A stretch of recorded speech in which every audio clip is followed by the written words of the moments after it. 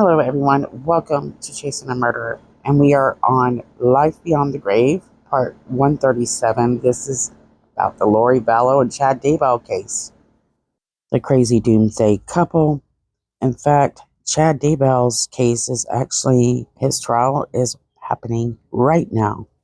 If you're interested in watching this trial, you can head over to East Idaho News, where Nate Eaton is covering this very well. So right now, we're in the timeline of August of 2019. Kay Woodcock, which is Charles Vallow's sister, is devastated that she can't get any time with her grandson, JJ. And Lori has gone out of her way to be sure that she's made Kay miserable and made JJ impossible to get up with. Now, something we will learn about in the future, but we're going to mention it right now, is remember Melanie Gibb? Good friend of Lori, high-ranking Church of the Firstborn member. Lori mentions that she had shown Melanie Gibb emails from Kay. She suggests that Melanie Gibb knows way more than she would like to admit to, at least. Before we move forward, I would like to point out something that has to do with this entire group of friends and what they have in common. Except for Alex Cox, really. So you have Zulema, Melanie Gibb, Nicole Earle, Christina, Serena, Zulema, Lori, Chad Daybell, David Warwick, all the Melanies, just to make sure, Aubrey, Julie, Thor, Hector Sosa. They are all interested or obsessed with rare doctrines, working outside of the church, and all feel or have an interest in being part of the top people in their religion and faith, the LDS. But because their beliefs are beyond the scope of what the LDS at least admittingly supports, they cannot climb this ladder to the top of the pulpit. Even so, this doesn't stop their desire to lead. Melanie Gibb is one of Lori and Chad's most trusted and highest ranking supporters in translation in the middle of Transfiguration.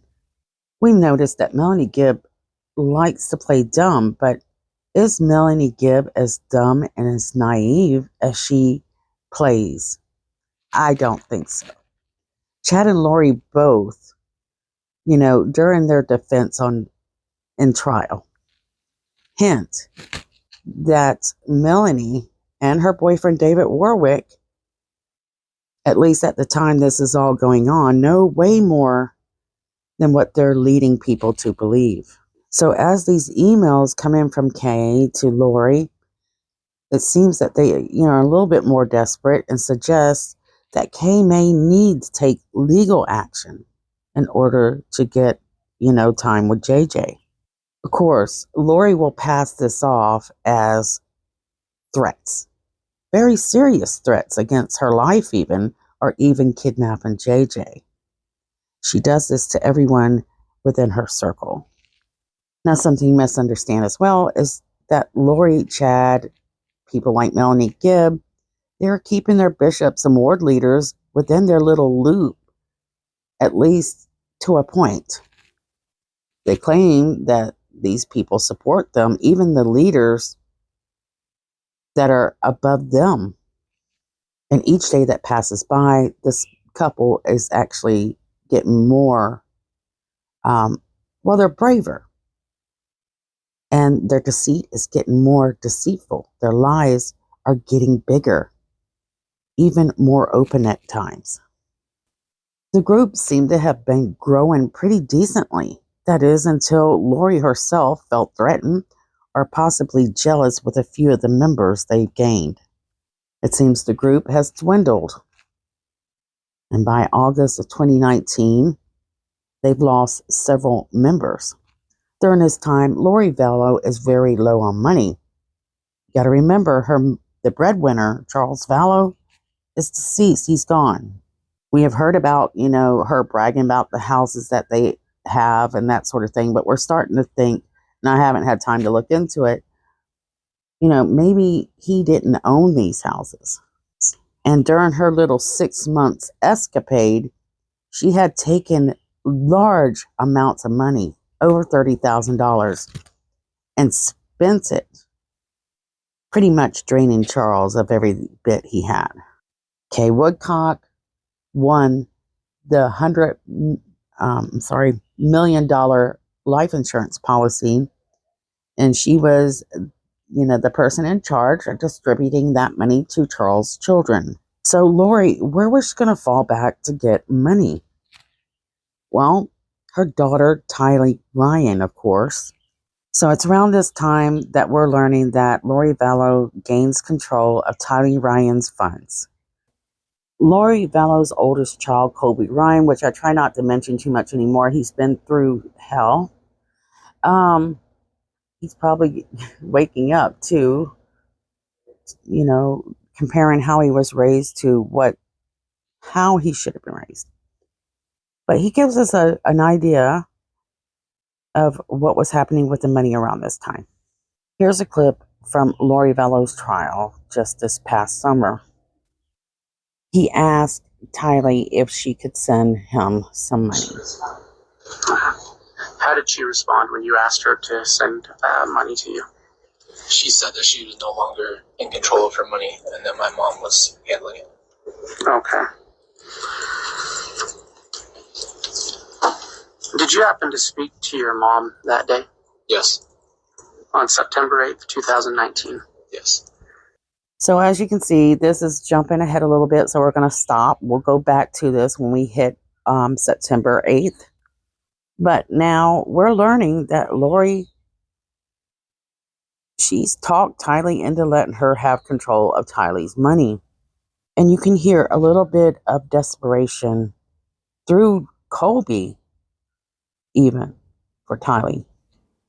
We thought that investigators just were not taking this investigation seriously enough. We're learning that they were kind of late drawing the red flags because Lori, Alex, and Tylee's statements seem to line up. Here's a clip of the landlord and one of the investigators talking over, after Charles passing, what was going on there, the damage that was done to the house, etc., and so on. Everybody's statements when we investigated this added up. There was 3 people in the house, obviously, according to everybody in the house at the time of the shooting.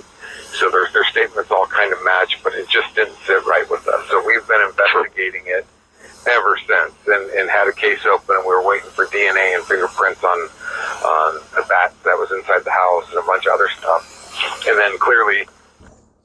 We'll stop right there because he kind of jumps ahead here. Jumping backwards to Joe, the landlord, describing what he learned about, his house and his shooting of Charles. Then he wanted to go see the house right after that. Gotcha. Of course, we didn't meet. So I'm at work Thursday morning, and my neighbors, I'm good friends with neighbors both to the north and to the south of that house on Four Peaks. And they both have my phone number. I'm in communication with both of them. Well, one of them starts to text me immediately. There's yellow police tape around the house. It's a crime scene. Something's not good. They start sending me videos of the Fox News reports that there's a situation and there's police all over. And so I immediately text Charles, "Are you okay?" And then text message to Lori. Same text message, "Are you okay?" ?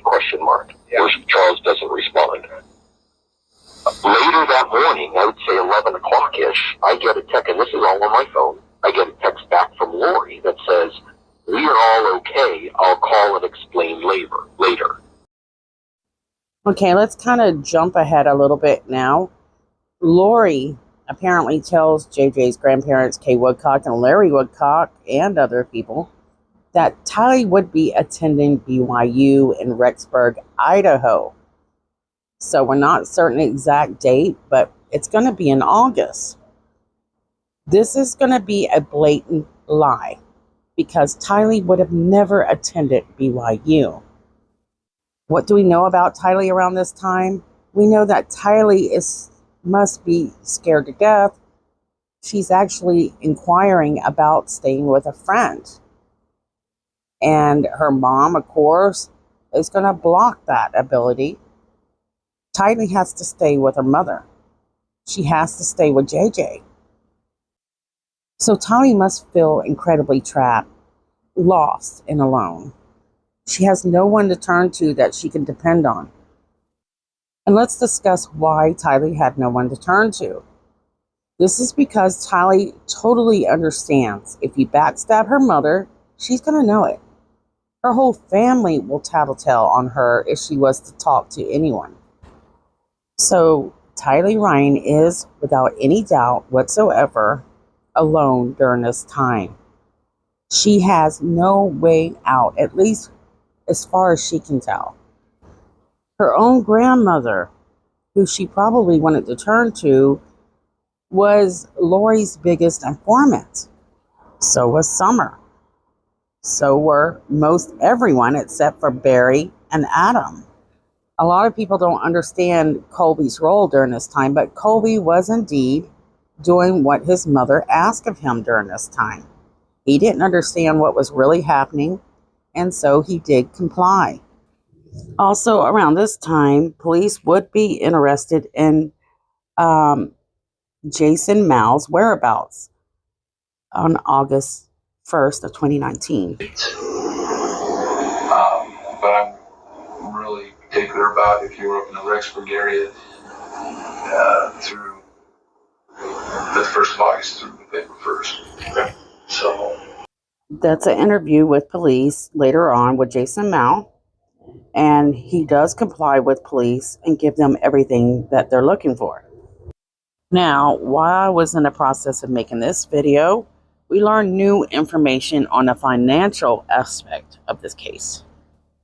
We're learning that in August, and I'll go ahead and put it in here, Alex Cox, Lori Vallow's brother, is making a drastic change in his life. And police know this by going over his financial statements. It seems that Alex Cox was very reliable with money. He wasn't erratic. He paid his bills. He made decent money. But at the end of August, he is going to actually quit his well-paying job and actually take out an over $20,000 loan. He buys a crap load of weapons. We know this. And you have to wonder, is Alex Cox a money supply for Lori, at least temporarily, until October? It seems that Lori Vallow will begin talking about Melanie Boudreaux also being a potential money supply to this group. She had just gotten thousands from her divorce. And not only that, there's a nice life insurance policy on Brandon Boudreaux. So make sure you keep all of this in mind. So money is definitely one of the reasons that a lot of this is going on. Many people believe that Lori's intentions for her kids' death is to do with money, but the truth of the matter is it really didn't matter that much. She didn't receive any life insurance policies that we're aware of. It wasn't but Social Security payments, and she had her eyes on bigger lump sums. Now, to those of you that are new to this channel, welcome. And I want to ask everyone, liking and watching the video through its entirety is important when it comes to the YouTube algorithm. I would truly appreciate if you would take a moment to like, subscribe, and even comment. I am going to share user comments that I've saved over the years and start inserting them into some of these videos. As you know, guys, I've been dealing with mold in my house. I think we finally found the issue and we're getting that taken care of, but it's taken a lot of attention, trust me. I was also dealing with, I had trouble getting over COVID. I think 8 months of trying to get over COVID. So now that I'm able to kind of start moving around again, I'm trying to catch everything up that I had neglected. So I'm so happy that so many of you have been patient with me, allowing me to catch up my life and get back here on track. So we're going to end it here for right now. And I'm going to go ahead and start uploading because you have so many people covering the trial. I don't have that many people really following me for the trial, so I'll just continue to tell their story. I think that's the most important thing, is trying to find the truth. And I feel like this is something we needed to do for the victims of this case. I love you guys, and I'll see you guys soon.